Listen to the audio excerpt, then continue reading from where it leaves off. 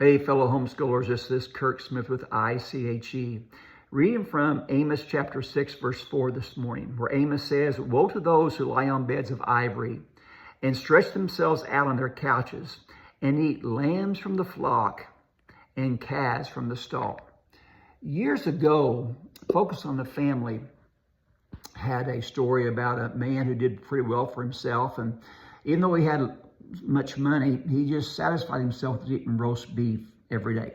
He didn't eat filet mignon. He didn't eat ribeye, nor did he eat bologna. He just had a consistent lifestyle of roast beef. His neighbor down the road, they were fairly poor for most of their lives, and they just lived on bologna. Except they came into some money, and they were so excited, they went from eating bologna to filet mignon every meal.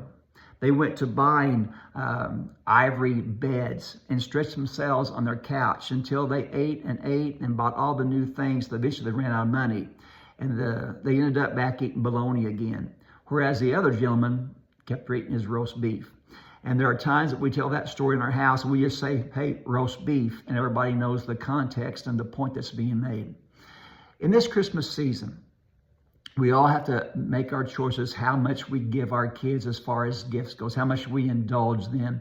And there have been a few years that I've overindulged my kids, and I've told them that because they've been such a joy to raise in our home. We've had no rebellion.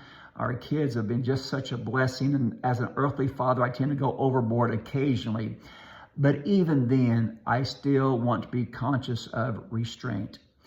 Our kids need to know how to show restraint. Years ago, I had a farmer tell me, "Kirk, I could do more for my kids financially than I do, but just because I can doesn't mean that I should."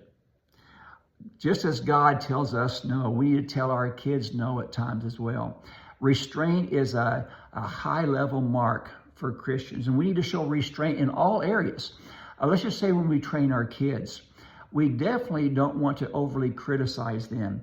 There are times we could correct our kids time after time after time for something they did and maybe not quite right.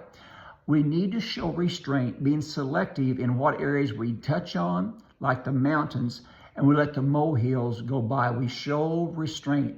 It might not be quite what we want, but they're going to learn themselves along the way. Now, also, we don't want to keep on telling our kids they're the greatest thing ever. They never make mistakes. They're wonderful, because then pride will set in. So we need to show restraint on that side of the tension as well. So as we start the new year out, as we go to the Christmas season, we need to talk about food. We need to show restraint at food. We Smiths, we like to eat at Christmas time. But whatever area we're talking about, we need to show restraint and teach our kids to do the same. And if we do that, our kids can eat roast beef the rest of their life. Have a great Christmas season. This is Kirk Smith with ICHE.